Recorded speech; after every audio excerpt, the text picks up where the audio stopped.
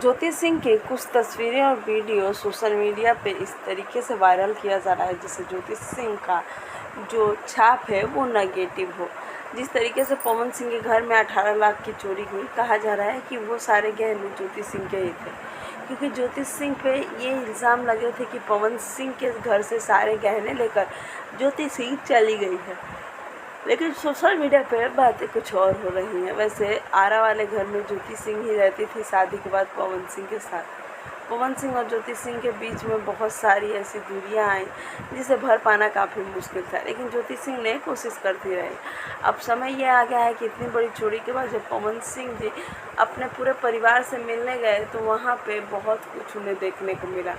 सबसे पहले तो कुछ लोग ये कहते हुए नज़र आ रहे हैं कि कहीं ना कहीं पवन सिंह ज्योति सिंह को बुरी तरह से यूज़ किया है और यूज़ करने के बाद उन्हें छोड़ भी दिया है। सोशल मीडिया पे इस तरह की बातें चलते रहती हैं और इन सब बातों के बीच में ये भी साबित होता है कि ज्योति सिंह का पूरा जो गहना था वो बिल्कुल बुरी तरह से चोरी हो गया। वैसे आपको क्या लगता है, ये चाल थी या साजिश? कमेंट में ज़रूर